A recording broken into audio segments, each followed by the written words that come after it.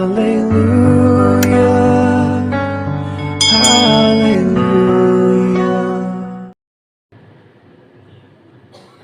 రీతిగా మనము కలుసుకోవడానికి క్రిస్మస్ ఆరాధన అంటే అందరూ అనుకోవచ్చు, లేదా కొంతమంది అనుకోవచ్చు ఏమేమో ఉంటాయని. ఏమి ఉండదు, కేవలం దేవుడికి నచ్చేదే ఉంటుంది. క్రిస్మస్ అనగానే క్రీస్తుని ఆరాధించడం, ఆత్మతో సత్యముతో ఆయన్ని ఆరాధించడం. చాలా ప్రాముఖ్యమైన విషయాలు ఉన్నాయి. కొద్ది నిమిషాలు దేవుని వాక్యాన్ని బహు జాగ్రత్తగా వినడానికి ప్రయత్నించేద్దాము. ప్రతి ఒక్కరూ వాక్యం మీద మనసు పెట్టి వాక్యం మీదే మీ యొక్క ధ్యాస పెట్టి వినడానికి ప్రయత్నం చేయండి. దేవుడు మనతో మాట్లాడబోయే ప్రతి విషయము గ్రహించాలి. అతి గ్రహింపు దేవుడు మీ అందరికీ అనుగ్రహించుగాక. ఆమె తలవంచండి, ప్రార్థన చేసుకుందాం. ప్రార్థన. పరలోకమందున్న మా తండ్రి, నీ పరిశుద్ధమైన శ్రేష్టమైన ఘనమైన నామమునకు స్తుతులు స్తోత్రములు తండ్రి. దేవా, ఉదయకాలం మొదలుకొని సాయంకాలం వరకు, సాయంకాలం మొదలుకొని ఉదయకాలం వరకు ప్రతిరోజు ప్రతి నిమిషం మీరు మమ్మల్ని కాపాడుతున్న విధాన్ని బట్టి వందనములుతున్నాయి. దేవా, నా జీవితాలు ఏ పాటి విధంగా ఎందుకు పనికిరాని మా జీవితాలు పాపముల చేతలు అపరాధముల చేతలు చచ్చి పడి ఉన్న మమ్మల్ని పవిత్రపరిచి నీవున్న మహాలోకానికి నైనా మమ్మల్ని తీసుకువెళ్ళడానికి మీరు మా మీద చూపించిన ప్రేమ గొప్పది తండ్రి. దేవా, ఈరోజు మరొక్కసారి సంఘములో కూడి తండ్రి ఆత్మతో సత్యముతో నేను ఆరాధించడానికి నైనా ఇక్కడికి వచ్చిన బిడ్డలందరినీ కూడా జ్ఞాపకం చేసుకోండి. ఎవరికి మాటలు అవసరమో, ఎవరు ఇంకా నీ ప్రియ కుమారుని గురించి తెలుసుకోవాలి, అవన్నీ కూడా మీరే మా అందరికీ నేర్పించమని, వ్యర్థముగా నిన్ను ఆరాధించకుండా తండ్రి, నేను ఆరాధించేవారు తండ్రి మరి సమయాన్ని ఆయన సద్వినియోగం చేసుకునే వారిని ఉండడం అయితే మీరే సహాయం దాయించేవారు. ఈ మైకి శబ్దం ద్వారా ఈ మాటలు ఇక్కడ ఉన్నవారు అలాగే బయట ఉన్నవారు ఉనిచి ఉండగా మీరే వారితో మాట్లాడి వారిని బలపరించి స్థిరపరచమని, అలాగే ఈ యొక్క వాక్యము విదేశాల్లో ఉంటున్న వారు కూడా నిలిచి ఉండగా వారికి ధైర్యము దయచేయండి, నమ్మకము దయచేయండి, బలమును దయచేయండి. వ్యర్థముగా నిన్ను ఆరాధించకుండా తండ్రి వారు సమయాన్ని కూడా సద్వినియోగం చేసుకునే భాగ్యం వారికి కూడా దయచేయండి. ఈ వాక్యము మా అందరి హృదయాల్లో కూడా 30 60 100 ఫలాభివృద్ధి దయచేయమని, నీ మాట చెబుతున్న నాకును సంయోచితమైన జ్ఞానమును మరి ముఖ్యముగా నీ వాక్యములు సరిగా విభజించి ఉపదేశించుటకును చెప్పబడుతున్న వాక్యానుసారంగా బ్రతుకుటకును నీ పరిశుద్ధాత్మ సహాయాన్ని నాకు పంపించమని మా కొరకు త్వరలో రాని యేసుక్రీస్తు వారి పుణ్య నామమున ఈ ప్రార్థన మనము అడిగి వేడుకుంటున్నాము తండ్రి. ఆమేన్. ఆమేన్. అందరూ కూర్చుందామంటే. దేవత దేవుని యొక్క మహాకృప ఈరోజుకి ఇట్టి రీతిగా మనందరం కూడా కలిసి దేవుని వాక్యాన్ని వినడానికి ఎంత గొప్ప అవకాశం దేవుడు మరొక రోజు మనకు అనుగ్రహించాడు. అయితే ఎవరికైనా మాట అర్థం కాకపోతే ఏమనుకోవద్దు, అర్థం చేసుకొని ప్రయత్నం చేయండి. ఎందుకంటే మీ దృష్టి లేదు, మీ ఆలోచన ఎప్పుడైతే వేరే వాటి మీద లేదో ఆ క్షణాన ఇక్కడ నిలబడే వాక్యం మన హృదయంలోనికి వెళ్తుంది. కాబట్టి యేసుక్రీస్తు ప్రభు వారు ఈ భూమి మీదకి వచ్చినప్పుడు ఆయనకి సత్రంలో చోటు కూడా లేదన్న సంగతి మనందరికీ తెలుసు. ఎక్కడ స్థలం లేదంటే సత్రంలో. ఆయన ఎదిగిన తర్వాత అంటే సుమారుగా 32-33 సంవత్సరం వచ్చిన తర్వాత శిష్యులతో అన్న మాట ఏంటంటే, శిష్యులతో ఆకాశ పక్షులకి గూడులు ఉన్నాయి, నక్కలకు పొలిలు ఉన్నాయి, మనిషి కుమారుడు తలవాల్చుటకు స్థలం లేదు. అంటే ఈ ప్రపంచం ఎలా ఉంది అంటే, సమస్తము కలిగించిన ఆయనకే ఏమి ఇవ్వట్లేదట, స్థలం ఇవ్వట్లేదు. అంటే ఎంత దారుణంగా ప్రపంచంలో ఉన్నవారు తయారయ్యారు. ఎందుకు ఈ మాట మనం జ్ఞాపకం చేసుకోవాలంటే, మన హృదయంలో కూడా దేవుడు ఉండాలి. మరి ఆయనకు మన హృదయం ఇవ్వాలంటే చాలా విషయాల్లో తెలుసుకోవాలి. ఏ విషయాలు తెలుసుకోవాలి అని మనం ఆలోచిస్తే చక్కగా ఎక్కువసేపు కానీ విన్న కొద్ది మాటలు మన మనసులోనికి లేదా మన యొక్క హృదయంలోనికి వెళ్ళిపోవాలి.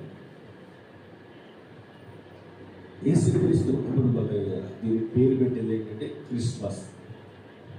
ఎందుకు ఇది మళ్ళా నేను పెట్టడం అంటే, మరొక రోజు దేవుని వాక్యాన్ని ధ్యానించవచ్చు అన్న ఉద్దేశం. ఆ ఉద్దేశంతో ఈరోజు మళ్ళీ ఇక్కడ ఏర్పాటు చేయడం అనేది జరిగింది. మరి ఏం నేర్చుకోవాలి ఇప్పుడు? ఆయన పుట్టుక గురించి తెలుసుకోవాలంటే ఆ పుట్టుక మన అందరికీ తెలుసా తెలియదా? తెలుసు. అయితే చాలా చోట్ల ఈ యొక్క పండుగ వాతావరణం, క్రిస్మస్ అనేవి జరుగుతున్న వాటిని చూస్తే చిన్న పాక వేస్తారు. ఆ పాకలో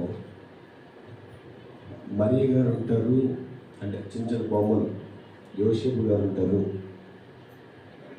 తర్వాత ఆవులు ఉంటాయి, తర్వాత చిన్న ఉయ్యాల ఉంటుంది, అందులో చిన్న బాల వేసి పెట్టిన వారిని తప్పు అని అనట్లేదు. కానీ ఇప్పుడు ఆయన ఈ భూమి మీదకి వచ్చి 2024 సంవత్సరాలు అయింది. అంటే ఇంకా ఆయన ఎలా చూస్తున్నారు అని అంటే, బాలయేసు గారే చూస్తున్నారు. ఆ బాలయేసు గారు ఇంకా జోలపాడుతున్నారు, ఇంకా ఆ పాకేస్తున్నారు. ఆ యొక్క మరియ బొమ్మ, యోసేపు బొమ్మ. ఒక విషయాన్ని అర్థం చేసుకుంటే ఈ మరియమ్మ గారు కానివ్వండి, యోసేపు గారు కానివ్వండి, అప్పుడు మరియ గారి కుమారుడే యేసు ప్రభువారు. అలాగే యోసేపుకు కూడా కుమారుడే. ఎవరు? యేసుక్రీస్తు ప్రభువారు. మరి ఇప్పుడు ఎవరు? ఇంకా మనం ఎలా ఉన్నామంటే మరియ గారి కుమారుడే, యోసేపు గారి కుమారుడే అన్న ఆలోచనలు వెళ్ళిపోతున్నాం. అప్పుడు ఆయన భూమి మీదకి రావడానికి ఎవరిని వాడుకున్నాడు దేవుడు? మరియ గారిని వాడుకున్నాడు. ఆమె పవిత్రాలు కనుక, పవిత్రాలు అంటే ఆమె మనసు మంచిదని అర్థం. ఆమె ఆలోచనలు మంచివి కనుక, ఆమె తలంపులు మంచివి కనుక, ఆ దూత మాట వినబడిన వెంటనే విన్నది కనుక ఆమెను వాడుకున్నాడు దేవుడు. ఎలా? యేసుక్రీస్తు ప్రభువు భూమి మీదకి రావాలి కాబట్టి మరియ గారిని అప్పుడు మరియ గారి తల్లే యేసు గారికి. ఇప్పుడు కాదు, ఇప్పుడు యేసుక్రీస్తు ప్రభువు ఎవరు తెలుసా? దేవుడు. ఎవరికి? మరియ గారికి దేవుడే, నెక్స్ట్ యోసేపు గారికి దేవుడే, నెక్స్ట్ మనందరికీ దేవుడే. కానీ ఇంకా లోకం ఎలా పరిచయం చేస్తుందంటే మరియ గారి కుమారుడు. ఇది తప్పనట్లేదు, మరియ గారి తప్పు పట్టట్లేదు, యోసేపు గారి తప్పు పట్టట్లేదు. వాళ్ళు గొప్పవారు కనుక, వాళ్ళ జీవితాలు గొప్పవి కనుక ఒక యోసేపుని కానివ్వండి, ఒక మరియ గారిని కానివ్వండి, నిజంగా దేవుని యొక్క ఆ గొప్పతనాన్ని చాటి చెప్పిన వారే. ఎవరు తెలుసా? యోసేపు గారు, మరియమ్మ గారు. చాలా చాలా గుణవతురాలు. విషయాలన్నీ మీరు అర్థం చేసుకుంటారండి. మరియ గారు, యోసేపు గారు చాలా అదృష్టవంతులు కూడా. ఎందుకంటే వారు ఇన్ని సంవత్సరాలైనప్పటికీ కూడా వాళ్ళ పేర్లు ఇంకా బైబిల్ గ్రంథంలో రాయించి దేవుడు పెట్టాడు. ప్రతి ఒక్కరు కూడా వాళ్ళ పేర్లు తలంచుకుంటారు, తప్పలేదు. కానీ చూసే విధానం ఎలా ఉన్నారంటే ఇంకా బాలయేసు కాదు ఆయన ఎక్కడున్నాడో తెలిస్తే, ఆ గొప్పతనం మనకు అర్థమైతే మన జీవితాలు ధన్యం. ఈరోజు దాన్ని మీకు తెలియచేయాలని ఆశపడుతుంది. అది మనకి తెలియాలంటే ఒకసారి అపోస్తలుడు పౌలు గారు బృందం చదవకుండా వాక్య పట్టణమే ఎవరు ఒకరు చదవండి, కంగారు పడకండి, ఆ మాట అర్థమయ్యేలా చదవండి. 2వ అధ్యాయము 5వ వచనం నుంచి చదువుదాం. గట్టిగా చదవాలి. ఒక చదువు. క్రీస్తు యేసునకు కలిగిన ఈ మనస్సు మీరును కలిగి ఉండండి. ఫస్ట్ ఆగుదాం ఒకసారి. ఎందుకంటే మన మనస్సు ఎవరి మనసులో ఉండాలట? క్రీస్తు యేసునకు కలిగి ఉన్న ఈ మనస్సు మీరును కలిగి ఉండండి. ఎంత చక్కటి మాట, ఎంత అద్భుతమైన మాట, ఎంత అమూల్యమైన మాట. ఇది మనం ఆలోచించాలి ఒకసారి. ఎవరికి నచ్చినట్టు వారు వెళ్ళిపోకండి, ఎవరు నచ్చిన విధంగా వారు వెళ్ళిపోకండి. అందరూ ఎలాగెళ్ళాలి అంటే క్రీస్తు యేసునకు కలిగి ఉన్న ఈ మనస్సు మీరును కలిగి ఉండండి. ఎంత అద్భుతమైన మాట అండి నిజంగా. అంటే ఎవరైతే బైబిల్ ఫాలో అవుతున్నారో, ఎవరైతే దేవుని నమ్ముకున్నారో, ఎవరైతే యేసుక్రీస్తు ప్రభువు రక్తంలో కడగబడ్డారో వీళ్ళందరూ ఏ మనసు కలిగి ఉండాలట? యేసుక్రీస్తు ప్రభువు వారి యొక్క మనస్సు. ఇది ఒకసారి అందరూ చదివితే ఏంటి చెప్పబోతున్నాడు దేవుడు మనతో, ఏం మాట్లాడబోతున్నాడు అంటే దీన్ని మనం ఆగి ఆలోచిస్తే చాలా విషయాలు ఇక్కడ అర్థమవుతాయి. ఒకటి రెండు కాదు, చాలా విషయాలు. ఈరోజు క్రైస్తవ్యంలో కోల్పోయినవి కూడా ఇక్కడ దేవుడు రాయించిన మాటలు ఇవి. అసలు క్రైస్తవ్యం అంటే ఏంటి అంటే క్రీస్తు ప్రేమను చాటి చెప్పడం. అదేనండి. ప్రేమ లేని వాడు నా వాడు కాదు అని ఖచ్చితంగా బైబిల్ చెప్తుంది. మన బైబిల్ ఫాలో అయితే మనం దీన్ని మర్చిపోకూడదు. ఎందుకు ఇంత పర్టికులర్గా ఈ విషయాన్ని ఇక్కడ పౌలు గారు రాస్తున్నాడు అని అంటే, మీరు పరలోకి వెళ్ళాలి. మన గోల్ ఏంటంటే పరలోకి వెళ్ళాలి. ఆ పరలోకి వెళ్ళాలి అంటే భూమి మీద నువ్వు యేసుక్రీస్తు ప్రభు వారు కలిగి ఉన్న ఈ మనస్సు మీరును కలిగి ఉండండి. ఆ మనస్సు ఏంటో జాగ్రత్తగా పరిశీలన చేద్దాం. ఓకేనా? విన్నావా? జాగ్రత్తగా చురుకైన చదవండి మాట. ఆయన దేవుని స్వరూపము కలిగిన వాడై ఉండి దేవునితో సమానముగా ఉండుట విడిచిపెట్టకూడని భాగ్యమని ఎంచుకొనలేదు గాని. ఆగం. మనస్సు. ఎందుకు ఆ మాట అపోస్తలుడు పౌలు గారు అన్నారు? ఎందుకు పరిశుద్ధాత్ముడు ఆ మాట రాయించాడు అనేది మనకు అర్థం కావాలి. యేసుక్రీస్తు ప్రభువు వారికి కలిగి ఉన్న ఈ మనస్సు మీరును కలిగి ఉండండి. పాయింట్ మీకు అర్థం లేదు. యేసుక్రీస్తు ప్రభువు వారు కలిగి ఉన్న ఈ మనస్సు మీరును కలిగి ఉండండి. ఏ మనస్సు ఉంది ఆయనకి?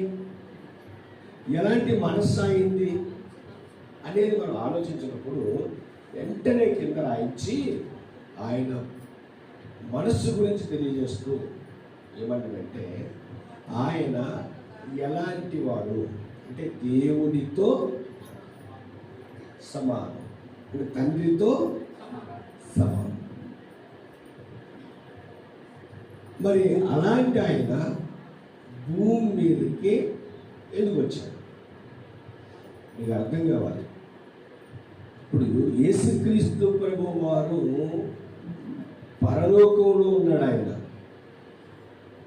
పరలోకంలో ఉన్న ఆయన భూమి మీదకి రావడానికి గల కారణాలు ఏంటి? ఆ కారణం మనకి తెలిస్తే ఆయన గొప్పతనం ఏంటో మనకి అర్థమవుతుంది.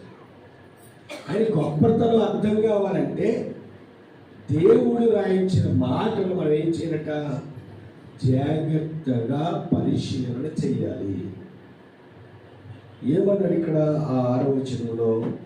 ఆయన దేవుని స్వరూపము కలిగిన వాడై ఉండి. ఎందుకు? యేసుక్రీస్తు ప్రభువు వారి యొక్క స్వరూపం. ఎవరి స్వరూపం? తండ్రి స్వరూపం, దేవుని స్వరూపం. అంటే అంత గొప్ప స్థాయి. ఆయన దేవుడు ఉండి తర్వాత కలిగిన వాడై ఉండి దేవునితో సమానముగా ఉండుట విడిచిపెట్టకూడని భాగ్యమని ఎంచుకునలేదు. ఎందుకు నేను భూలోకానికి వెళ్ళాలి అని అనుకోలేదట. ఇందుకు భూలోకంలో అంతా ఏముందట?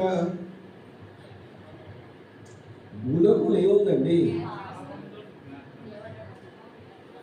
పాపం ఏలుతుంది. మరి పరలోకంలో ఉంది పవిత్రత, యథార్థత, నీతి, ఆనందం, సంతోషం. అక్కడ అసలు ఆకలి ఉండదు, దప్పకు ఉండదు, ఏమీ లేదు. అంటే ఆ ఉన్నతమైన స్థాయి వదిలి నేను భూమి మీదకి వెళ్ళకూడదు అని అనుకోలేదట ఆయన. వెళ్ళాలి ఖచ్చితంగా. మనసు చూడండి, ఎవరిది? యేసుక్రీస్తు ప్రభు వారి యొక్క మనస్సు. గొప్ప భాగ్యాన్ని ఎందుకు విడిచిపెట్టాలి? చాలా ఆలోచించింది. మనం మామూలుగా తగ్గాలంటేనే అందరూ అనే మాట. ఇప్పుడు క్రైస్తవులు కూడా గడ్డ మీద చెయ్యట అన్నారట, తగ్గేదే లేదు. క్రైస్తవులు మీరు ఎందుకు తగ్గాలి? తగ్గే పని ఉంది. మరి యేసుక్రీస్తు ప్రభు వారు ఎందుకు తగ్గారు? ఇది మనకు కావాలి. తగ్గిరా తగ్గలేదా? ఎంత తగ్గాడు ఆయన అర్థం కావాలి. ఆయన మనసు అర్థం కావాలి మనకి. రోజు మనం ఒక ఇంట్లో ఉన్నప్పుడు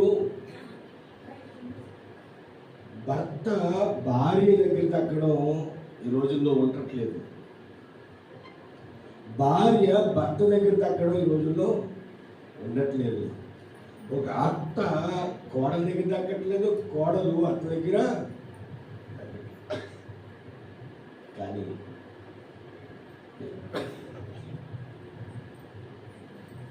యేసుక్రీస్తు ప్రభు వారి త్యాగం తెలిస్తే ఇంట్లో గొడవలే ఉండవు.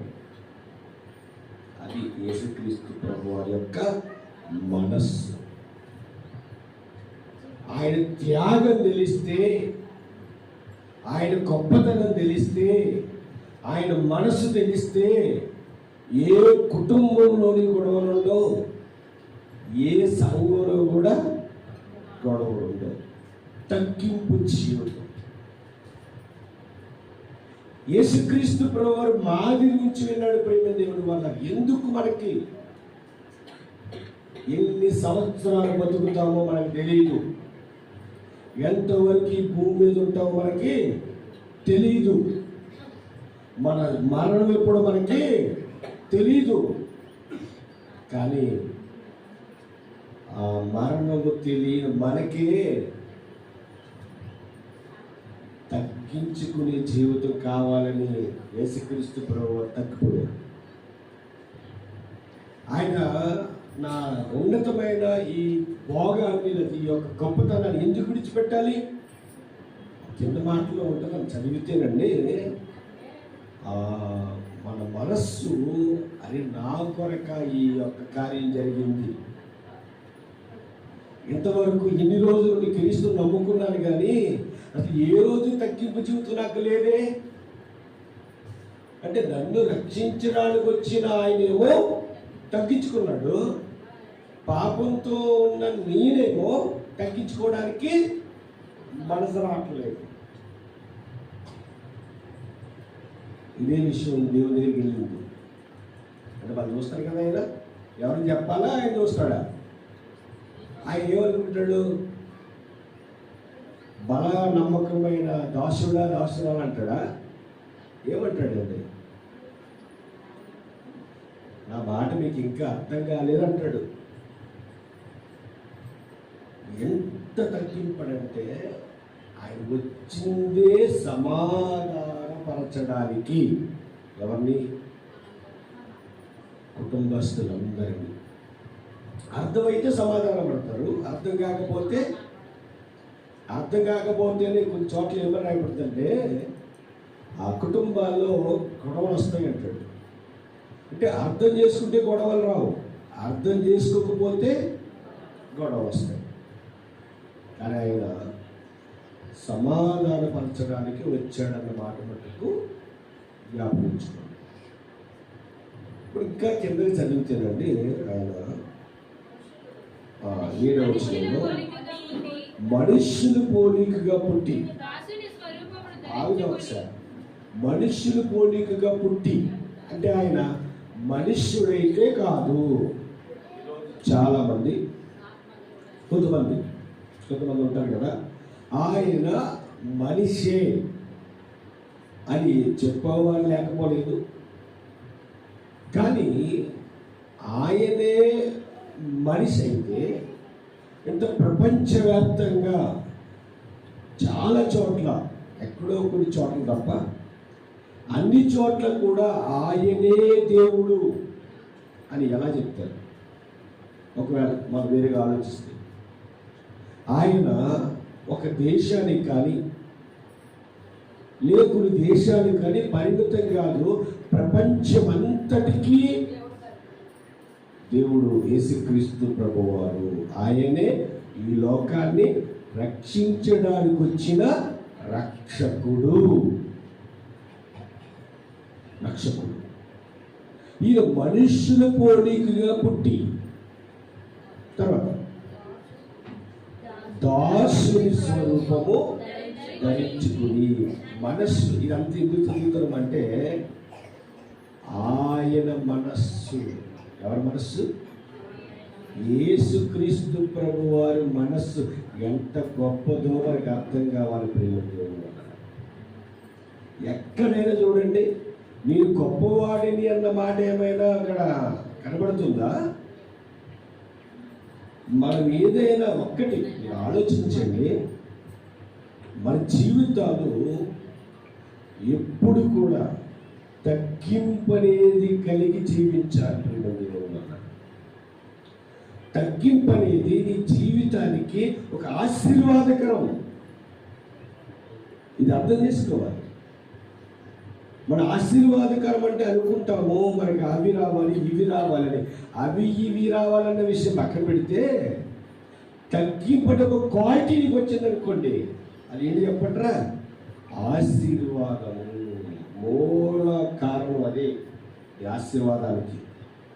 మనం ఆశీర్వదించబడాలంటే ఏం చేయాలట? తగ్గించబడాలి. ప్రేమ దేవుడు వల్ల తగ్గింపు జీవితం అనేది మన జీవితానికి చాలా అవసరం. అందుకే బైబిల్లో చక్కటి మాట, తగ్గించుకునేవాడు హెచ్చింపబడును, హెచ్చించుకున్నవాడు తగ్గించబడును. నిజం ప్రేమ దేవుడు వల్ల. ఇక్కడ మనం ఆలోచిస్తే ఆయన మనుష్యుల పోలికగా పుట్టి దాసుని స్వరూపము ధరించు. దాసుడు అంటే అర్థం పనివాడు.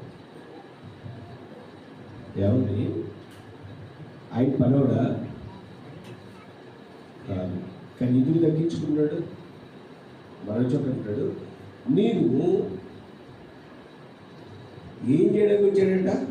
పరిచర్య చేయడానికే, పరిచర్య చేయించుకోవడానికి రాలేదు కానీ చేయడానికి వచ్చానంట.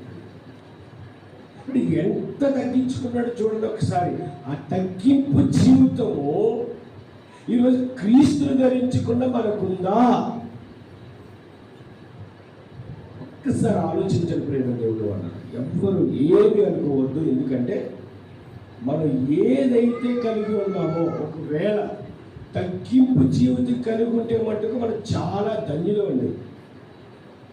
ఇంకా మనకి తిరగలేదు, మనకి దేనికి భయపడాల్సిన అవసరం లేదు. ఎందుకనంటే ఆ తగ్గింపు జీవితం ఎప్పుడైతే మనకు ఉందో అప్పుడు దేవుడు మన ఉన్నతమైన స్థితిలోని పెట్టడానికి సిద్ధంగా ఉన్నాడు. ప్రేమ దేవుడు యేసుక్రీస్తు ప్రభు వారు చూడండి, మనుషుల పోలికగా పుట్టాడట, దాసుని స్వరూపము ధరించుకున్నాడట. తర్వాత తను తానే రిక్తునిగా చేసుకునేను. ఎంత తగ్గించుకున్నాడు చూడండి. ఆయన తగ్గింపు జీవితం చూడండి. అంటే ఇప్పుడు ఆయన అంతగా తగ్గించుకున్నాడు కాబట్టి అట్టి మనసు మీరు కలిగి ఉన్నారా? పిల్లలు, యవనస్తులు,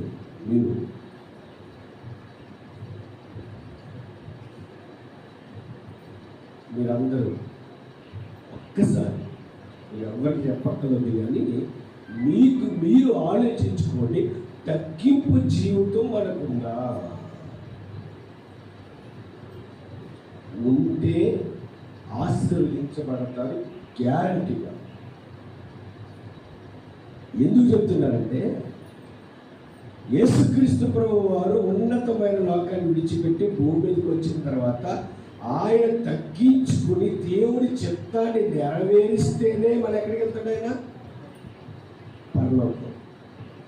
ఒక్కసారి విడిచిపెట్టి భూమి మీదకి వస్తే ఈ భూమి మీద ఆయన తన ఇష్టం కాకుండా తన తండ్రి చిత్తాన్ని నెరవేరిస్తేనే పరలోకం వెళ్తాడు ఆయన. అంటే చూడండి, ఆయన లైఫ్ ఎంత రిస్క్లో పెట్టాడు ఆయన. ఎవరి గురించి అండి? మన గురించి ఎంతగా ఆయన రిస్కులు పెట్టాడు. తన యొక్క ఉన్నతమైన స్థితిని, ఆ స్థితి నుంచి ఆయన్ని పడదొయ్యాలని, ఆ ఉన్నతమైన స్థితి నుంచి ఆయన్ని ఏం చేయాలని? పడదొయ్యాలని, అపవాదిగాడి వైపు తీసుకెళ్ళిపోవాలని యేసుక్రీస్తు ప్రభువు వారి దగ్గరికి వచ్చేసాడు. నా మాట మీకు అర్థమవుతున్నాయా? లేదు. మీకు దేని గురించి తెలియజేస్తున్నాను? ఆయన మనస్సు. ఎవరి మనస్సు? యేసుక్రీస్తు ప్రభువు వారి యొక్క మనస్సు. పాయింట్ అదే, అక్కడ ఉండండి. ఇప్పుడు ఆయన తగ్గించుకునే జీవితాన్ని మనం చూస్తున్నాం. ఆయన ఉన్నతమైన స్థితిని వదిలేసి భూమి మీదకి వచ్చాడు. ఆయన వచ్చిన ఆయన మళ్ళీ ఆ స్థితికి వెళ్ళాలంటే, మళ్ళీ ఆ పరలోకం వెళ్ళాలంటే ఎవరి చిత్తం నెరవేర్చాలి? ఇక్కడ దేవుడు తండ్రి చిత్తం. ఇప్పుడు తండ్రి చిత్తం నెరవేర్చాలి అంటే లోకంలో ఉన్న వాటి మీద ఏమనకూడదట? ఆశలు ఉండకూడదు. ఆ ఆశలు ఉండకుండా ఆయన బ్రతుకుతుంటే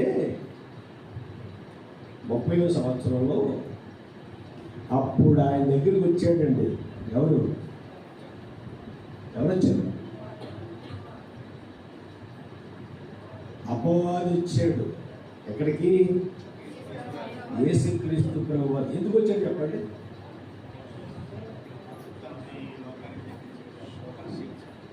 ఆశలు రేపి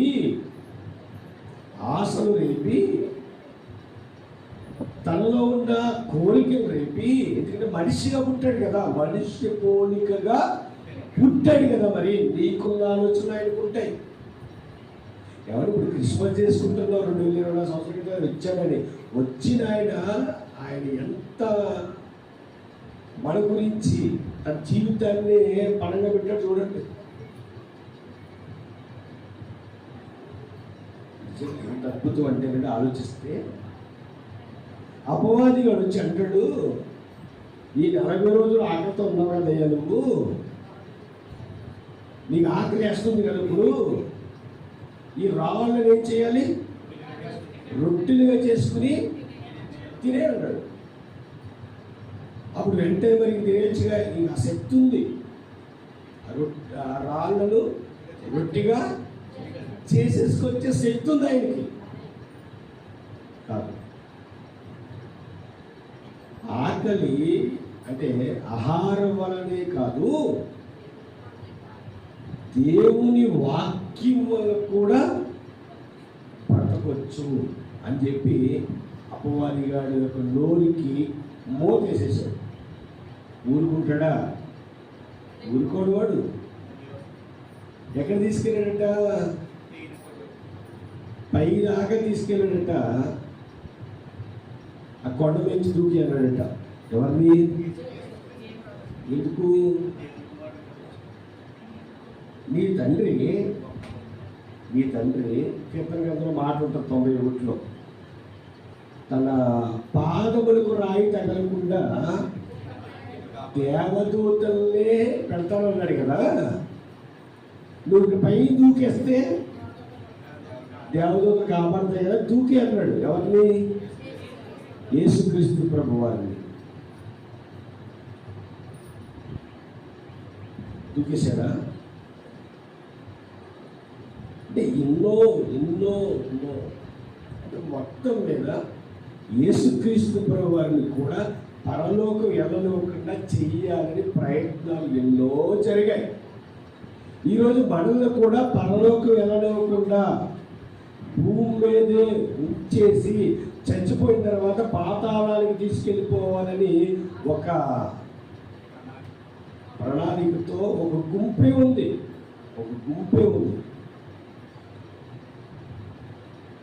బాగా ఆలోచించండి.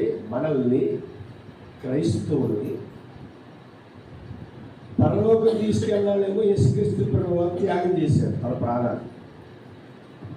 పాతాళం తీసుకుపోవాలనేమో అపవాదిగాడు కూర్చొని. మీరు ఎవరికి ఓటేస్తారు? మీకు దేవునికి ఓటేస్తే కొన్ని లోకపరమైన ఆనందాలు సంతోషాలు ఉండవు. అదే అపవాది గారికి ఓటేస్తే లోకపరమైన అన్నీ ఉంటాయి. మనం దేనికేస్తాం అంటే ఏ మనస్సు కలిగి మీరున్నారు? అంటే ఇది చాలా జాగ్రత్తగా ఆలోచించాలండి. ఏ మనస్సు కలిగి ఉంటే పరలోకం వెళ్తాము, ఏ మనస్సు కలిగి ఉంటే పాతాళానికి పోతాం. అసలు మనం ఎక్కడికి వెళ్ళాలి? నిజమండి, అపవాది గాడు యేసుక్రీస్తు వదలలేదు. మళ్ళీ అన్నాడు, ఇంకా పై శిఖరపై తీసుకెళ్ళిపోడట. తీసుకెళ్ళి లోకాన్ని అంతటి చూపించాడట.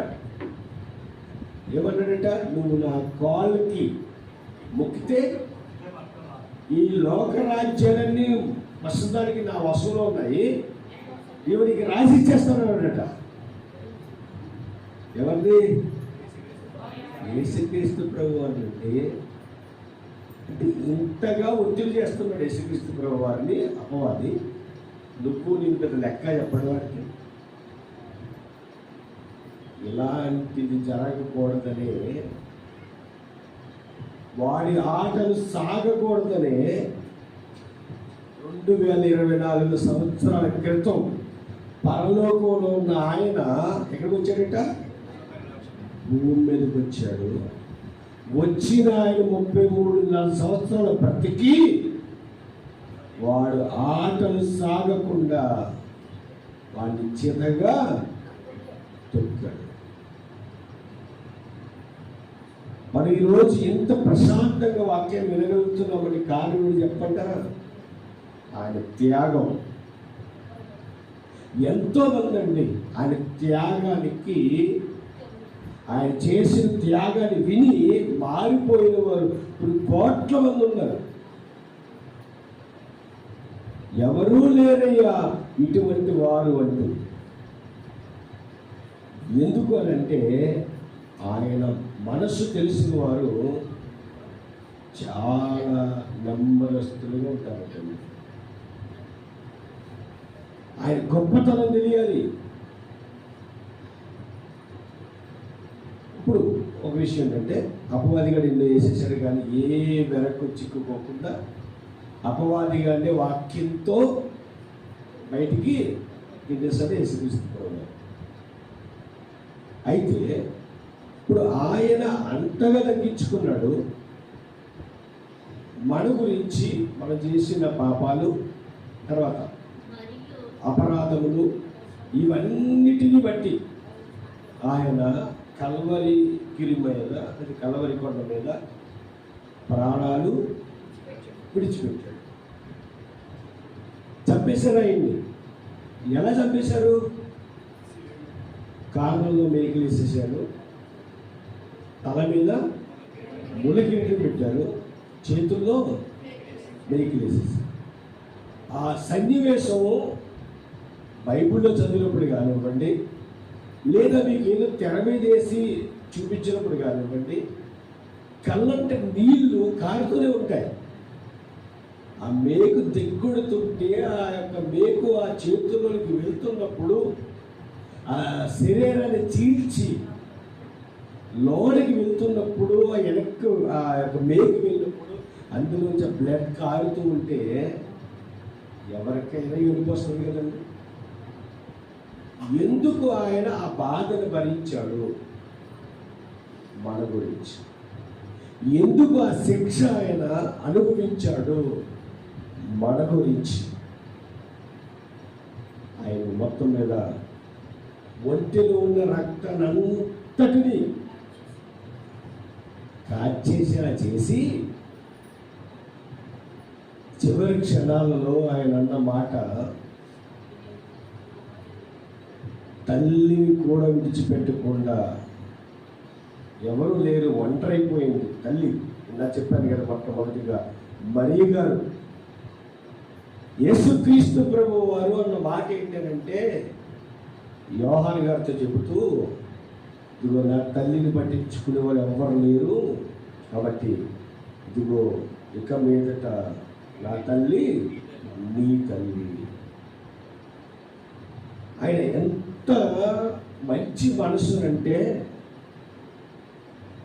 తల్లిని కూడా చివరి క్షణాలలో ఒంటరిదైపోతుంది, ఆ తల్లిని కాపాడుకోవాలి అని చెప్పి యోహాన్ని అప్పగిస్తాడు. అంత మంచి మనసు అయింది. చివరికి ప్రాణం విడిచేస్తాడు ఆయన. తర్వాత తీసుకెళ్ళి సమాధిలో 3 రోజులు తర్వాత ఆయన ఏం చేస్తాడు? సజీవుడే లేస్తాడు. దేవుని మహిమ కలుగును. లేచిన ఆయన మళ్ళీ 40 రోజులు శిష్యులందరితో తిరిగిన తర్వాత ఆయన పరలోకానికి ఆరోహణం. అంటే ఇప్పుడు ఆయన భూమి మీద ఉన్నాడా, పరలోకంలో ఉన్నాడా అంటే పరలోకంలో ఉన్నాడు. ప్రతి ఒక్కరి హృదయంలో ఉన్నాడు. ఆ ఏ హృదయాలనంటే యేసుక్రీస్తు ప్రభు వారి యొక్క రక్తంలో కడగబడిన హృదయాల్లో ఉన్నాడు. ఆయన గురించి మాట్లాడుతూ, ఆయన జన్మించాడని మొదటి రాకడ గురించి మనం మాట్లాడుతున్నాము. ఆయన రెండో రాకడ అనే దాని గురించి మనం ఆలోచించినప్పుడు, ఆయన మొదటిగా వచ్చినప్పుడు ఆయన యొక్క మనస్సు మీరు కలిగి ఉండాలి అన్న విషయం మనం గ్రహించినప్పుడు, దీని గురించే మాట్లాడుకుంటున్నాము. ఆయన వచ్చిన దాని గురించే మాట్లాడుకుంటున్నాము. తిరిగి వెళ్ళిపోయాడు, మళ్ళీ రాబోతున్నాడు. రాబోయే టయానికి మనం ఎలా సిద్ధపాటు కలిగి ఉండాలి అంటే, ఆయన మనస్సు కలిగి ఉండాలి. మొదటిది ఆయన మనస్సు కలిగి ఉండాలి. తర్వాత ఆయన వచ్చే టయానికి మన జీవితాలన్నింటినీ కూడా సిద్ధపరచుకుని సిద్ధపాటు కలిగి జీవించాలి. అంటే ప్రతి మాట కూడా మన జీవితాన్ని వెలిగించేదై ఉండాలి, అంటే జాగ్రత్త పరిచేదై ఉండాలి. మనం ఎప్పటికప్పుడు మన యొక్క ఆలోచన కానివ్వండి, మన విధి విధానాలు కానివ్వండి, వాటన్నిటిని కూడా ఒక్కొక్కసారి దారి తప్పుతూ ఉంటాయి. మానవులం కదండి, దారి ఏం చేస్తుంది? తప్పుతూ ఉంటుంది. కానీ దాన్ని మనం ఏం చేయాలట? సరి చేసుకునేలా ఉండాలి. ఆ సరి చేసుకునే జీవితం మీకు తెలియచేయాలని పేతురు గారికి పత్రిక రాస్తూ ఒక మాట తెలియజేస్తున్నాడు. అది కూడా చూద్దాం ఒకసారి. మన జీవితాన్ని సరి చేసుకోవడానికి పేతురు గారు రాసిన 2వ పత్రిక 3వ అధ్యాయము 10వ వచనంలో తెలియజేస్తున్న మాట చూద్దాము. అయితే ప్రభు, పేతురు గారు రాసిన 2వ పత్రిక 3వ అధ్యాయము 10వ వచనం. అయితే ప్రభు దినము దొంగ వచ్చినట్లు వచ్చు. ఆ దినమున ఆకాశము మహాధ్వనితో గతించిపోవును, పంచభూతములు నిక్కటమైన వేండ్రముతో లయమైపోవును. భూమియు దాని మీదనున్న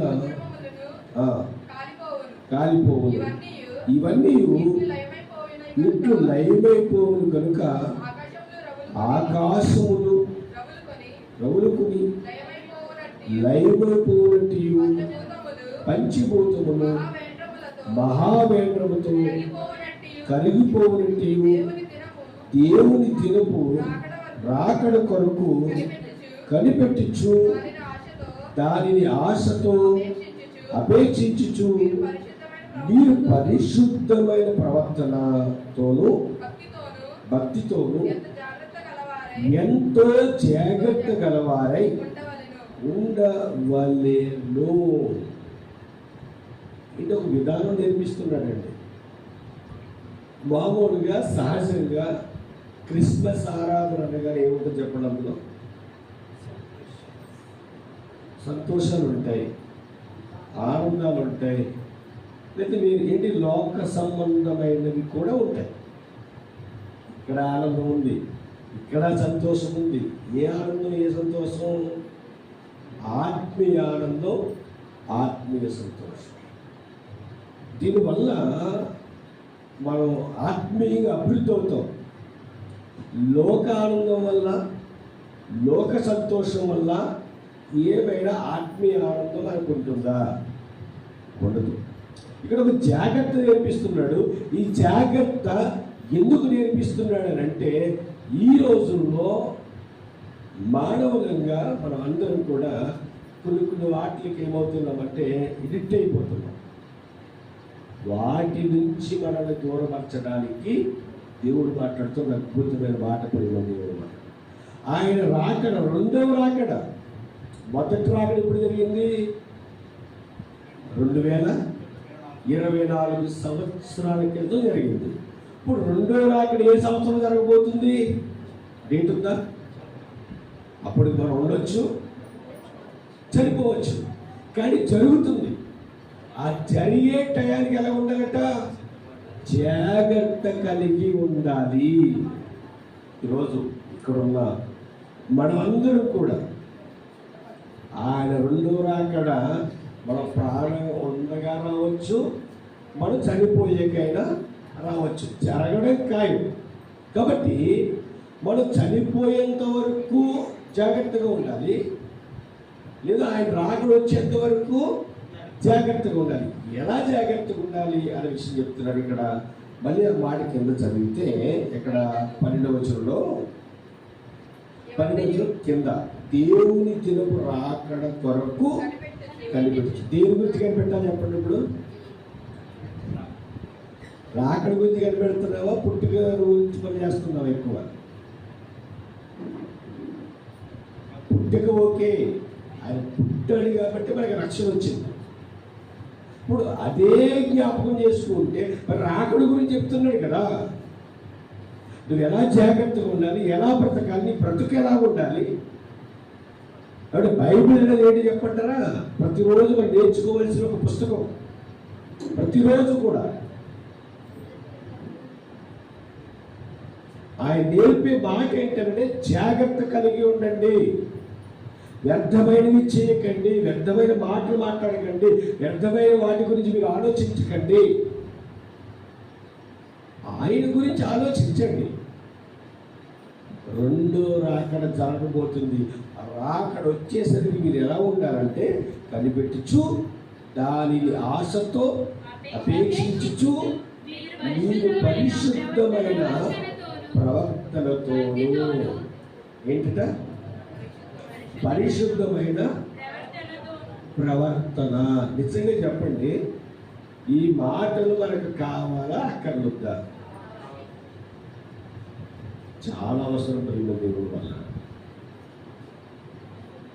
ఏ ప్రవర్తనట? పవిత్రమైన ప్రవర్తన. అంటే మన ప్రవర్తన అంటే నడవడిక, లేదా మనం నడిచే విధానం, లేదా మనం బ్రతికే బ్రతుకు, అన్ని దాంట్లో కొలమాలు వస్తాయి. అంటే మనం ఎలా బ్రతకాలని బైబిల్ చెప్తుంది ఇక్కడ. పవిత్రమైన ప్రవర్తన, తర్వాత భక్తితోను ఎంతో జాగ్రత్త గలవారై ఉండవలెను. అయినను మనము ఆయన వాగ్దానమును బట్టి కొత్త ఆకాశము కొరకు, కొత్త భూమి కొరకు కనిపెట్టుచున్నాము. వాటి యందు నీతి నివసించెను. దేవుని నామమునకు మహిమ కలుగును గాక. అంటే మనకి ఏం రాబోతుందట? కొత్త ఆకాశము, కొత్త భూమి. ఇప్పుడు దేని గురించి ఆలోచించాలి? రాబోయే దాని గురించి. నేను అది ఎలా సంపాదించుకోవాలి, నేను అక్కడికి ఎలా వెళ్ళాలి, నా కోరిక ఆ పరలోకం చేరడమే అని ఒక ఆలోచన మనకు ఉందనుకోండి, మన జీవితాన్ని ఎలా ముందుకు నడిపిస్తామో చెప్పండి.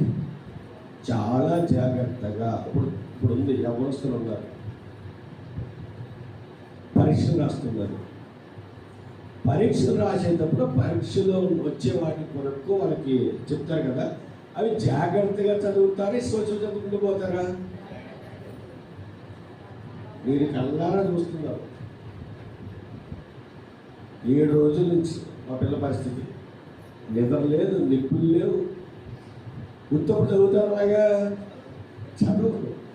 ఎందుకు? పరీక్ష.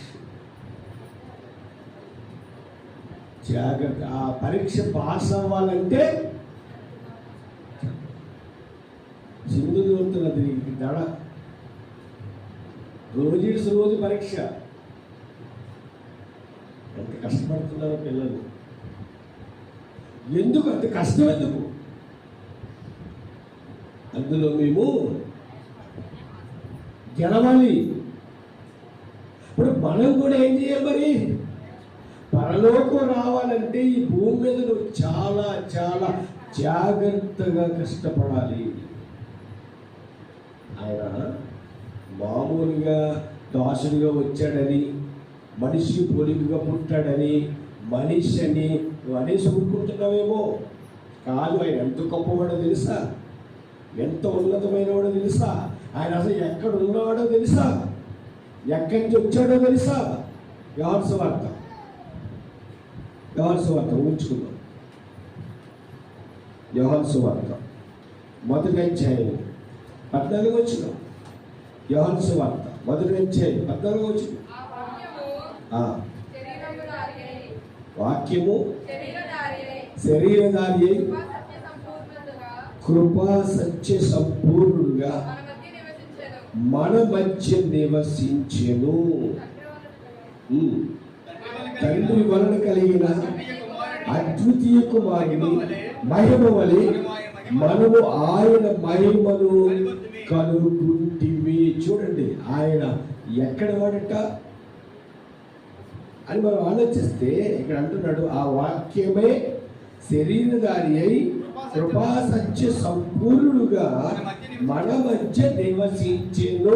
ఆ వాక్యమై శరీరధారి అయి కృపా సత్య సంపూర్ణుడుగా మన మధ్య నివసించి. ఎంత ఆనందంగా ఉండాలి చెప్పండి, ఎంత సంతోషం.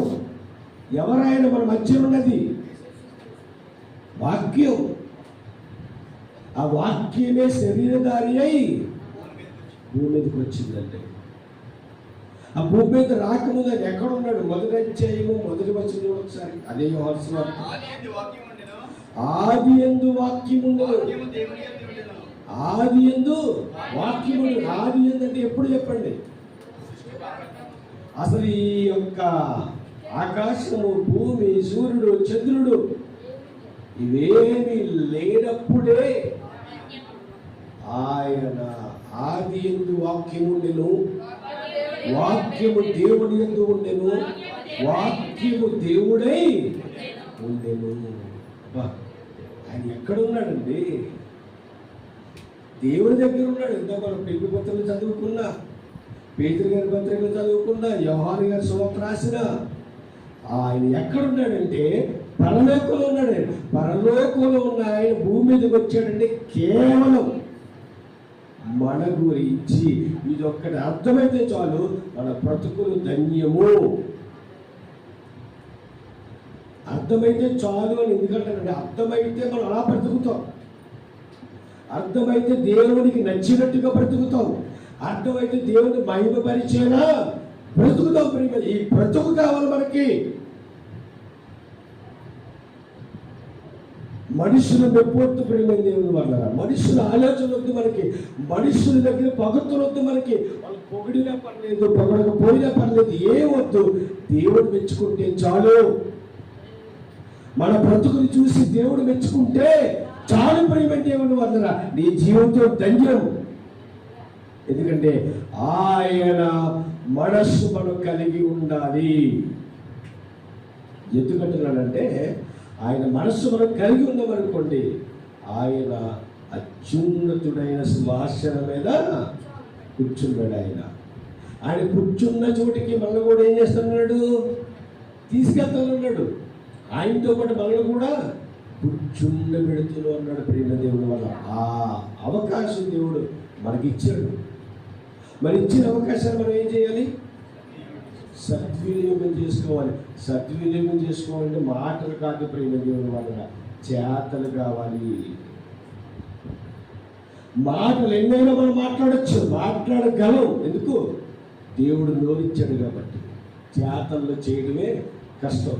ఆ కష్టమైంది నువ్వు చెయ్యి, దేవుడు ఉన్నతమైన స్థితిలోకి మనల్ని తీసుకువెళ్తాడు. ఆయన శరీరధారి భూమి మీదకి వచ్చాడు మన గురించి. వచ్చి ఆయన ఎక్కడున్నాడో చెప్పమంటారా, మరొకసారి చూపించమంటారా?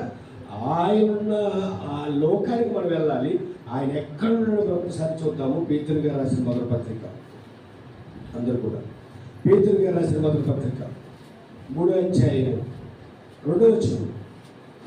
పేతురు గారు రాసిన మొదటి పత్రిక 3వ అధ్యాయము జాగ్రత్తగా పరిశీలన చేయగలిగితే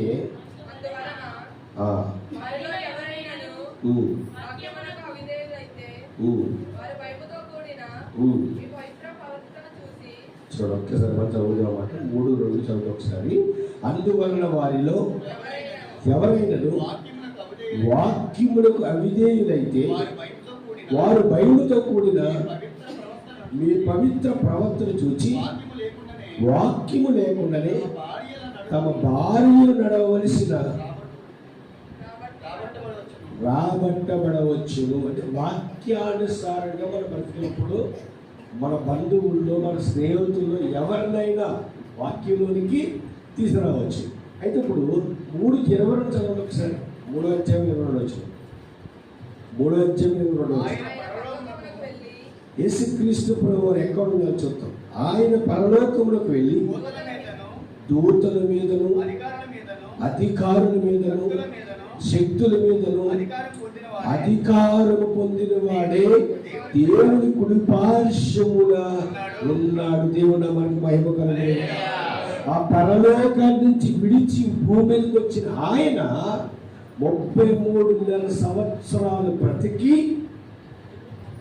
మరణించి సమాధిలో పెట్టబడి 3వ రోజు లేచి 40 రోజులు అందరితో కూడా కలిసి తిరిగి పరలోకం వెళ్ళి ఏం చేస్తున్నాడు, ఆయన గొప్ప శక్తిని పొందుకున్నాడు. ఆయన మరి భూమి మీదకి వచ్చినప్పుడు శక్తి ఉందానంటే శక్తి ఉంది, కానీ అది తనకి ఇష్టం వచ్చినట్టుగా చేస్తే కుదరదు.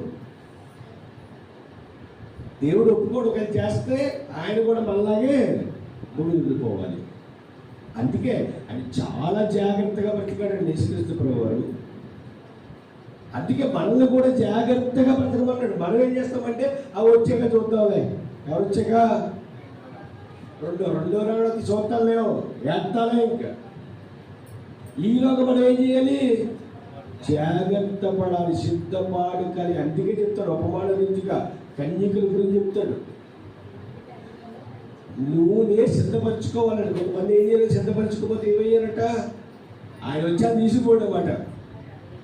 అలాగే మన జీవితాలు కూడా జాగ్రత్తగా కాపాడుకుంటూ గొప్ప శక్తివంతమైన దేవుడు మన దేవుడు, ఆయనే యేసుక్రీస్తు ప్రభువు.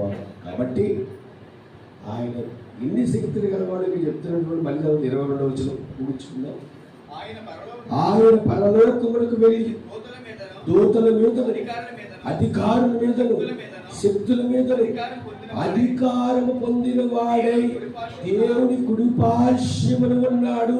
అంటే పరలోకములకు వెళ్ళి దూతలు మీదను అధికారం. అంటే పరలోకం వెళ్ళే అవకాశం లేకపోతే ఆయన దగ్గర ఏమి ఉండవు. ఇంకా ఆనాడు యేసుక్రీస్తు ప్రభు వారు కాళ్ళు లేని వారి కాలు ఇచ్చిన, మోగవాడికి నోరిచ్చిన, కళ్ళు లేని వాడికి కళ్ళు ఇచ్చిన, ఓత చేయగల వాడికి చేయించిన ఆయన శక్తి కాదు. ఎవరి శక్తి అది?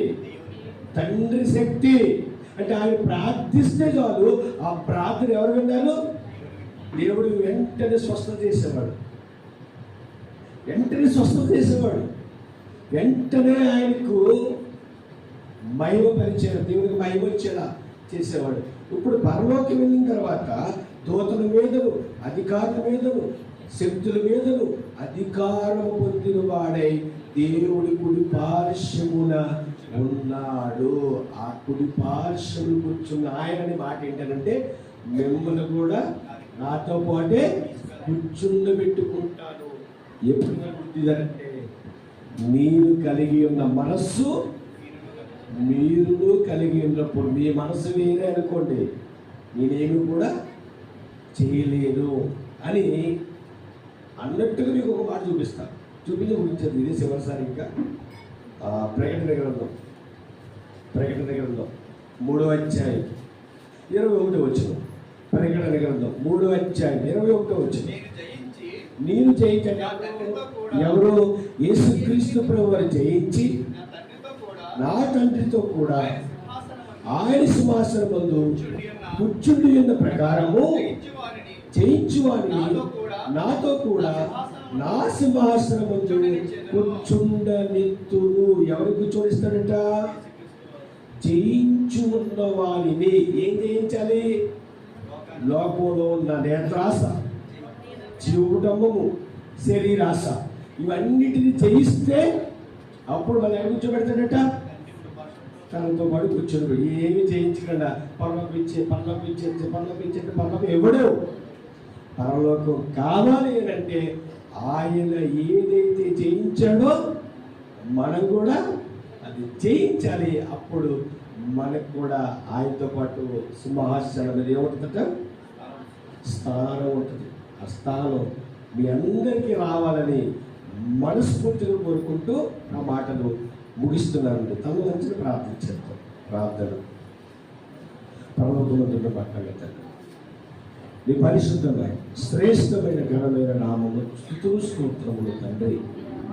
దేవా, నిజమేనా ఆయన నీ కుమారుడున్న మహాలోకానికి మేము రావాలంటే తండ్రి, ఆయన ఎలాగైతే భూమిలో ఉన్నవాడిని జయించారో జయించి ఏ మనస్సు అయితే కలిగి ఉన్నాడో ఆ మనసు మేము కలిగి ఉండి తండ్రి ఈ భూమి మీద మా బ్రతుకులు చాలిస్తే నీ వద్దకు మీరు రాగలం తండ్రి.